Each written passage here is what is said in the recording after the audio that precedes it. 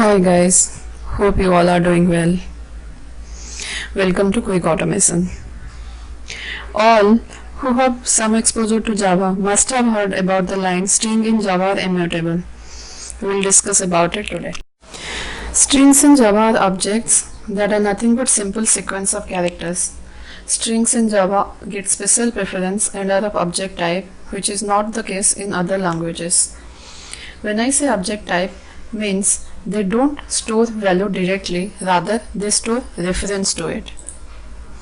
For example, when I am writing int I equal to 10, which is not of object type, then it directly in stack area, the actual data 10 is assigned to the reference variable I, while age for this object type, the actual data gets created inside the heap area and its reference get returned to the reference variable s1.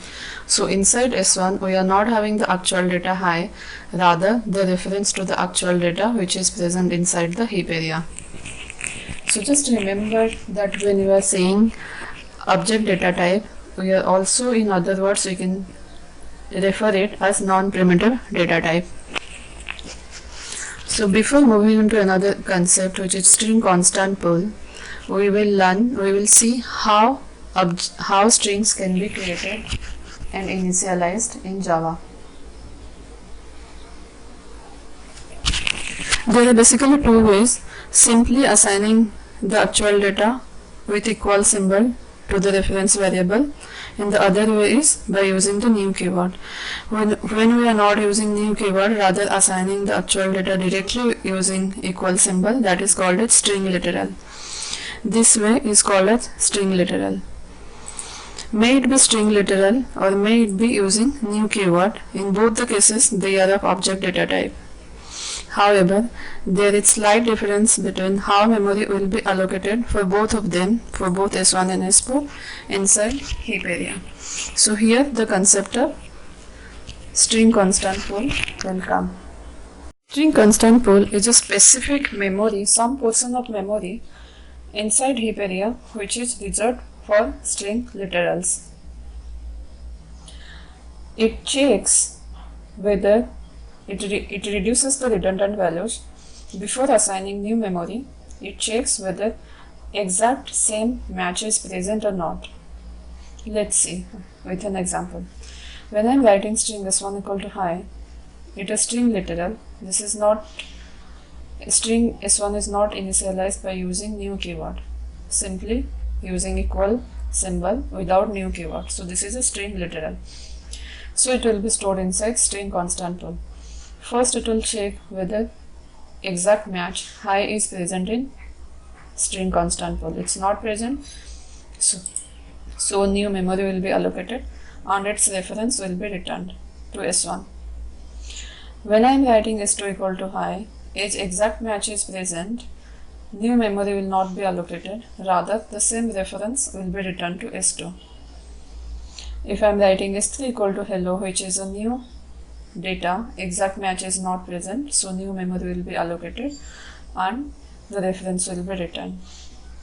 Now if I am initializing the string using the new keyword, then JVM will be forced to allocate some memory outside the string constant pool, because this is not a string literal, rather we have used the new keyword. So JVM will be forced to allocate some memory outside a string constant pool. Internally again it will refer to this same string constant pool, but let's not discuss about it today, it's a little confusing. Just remember, if we are using new keyword which is not string literal, then JVM will be forced to create new memory outside of string constant pool inside heap area, even though exact similar match is present inside the string constant pool. Now we have said that strings in Java are immutable. So once created, it will not be modified. Does that mean if I have written s1 equal to hi, I will not be able to modify the value of s1? Will I not be able to modify the value of s1 from hi to hey? No, that's not the case. We will be able to modify, but this memory will not be modified. Once hi is created, it will remain as it is. simple a new memory will be allocated. Here a new memory hey will be allocated. S1 was referring to hi before, now it will refer to hey. Why that happens? It's because along with S1, S2 was also referring to this memory location. So if I will modify this memory location, which is 101, then without wanting to modify S2, only while trying to modify S1, I will also be modifying the value of S2. That is why strings in Java has been made immutable. Now let's extend the concept of memory allocation that we just discussed and see how it can be utilized in string comparisons. String comparisons can be done in different ways using equal symbol, double equal symbol like in here, or dot equals method. When we are using dot equals method, it checks the content of both the parameters. It will check whether S1 and S4 are containing the same value. If yes, then it will return true. If I'm using double equal to symbol, I mean equal to operator, then it will check whether both the parameters are referring to the same memory location. If yes, then it will return true. If they are not referring to the same memory location, even though they are having same value, then it will return false, which is the case in here. S1 is having value high, S4 is having value high, both are having same content. However, this line will return false because S1 and S4 are referring to different memory location. If you can remember, if you can remind the previous slide, S1 will be referring to some memory inside string constant pool and S4 will be referring to some memory outside string constant pool but inside heap area. So this line will return false. However, if I use equals method, then that problem can be removed.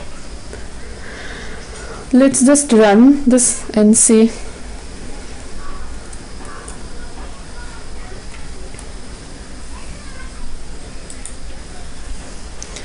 The first line return true, the second line as we discussed return false, and the third line returns true.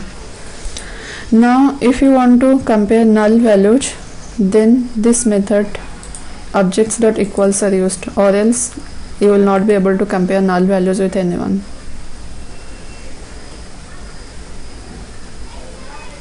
Run it and see.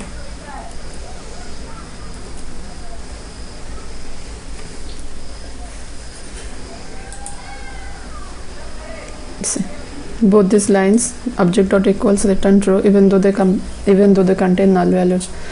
So now we have discussed what is so special about string in Java, why string is immutable in Java,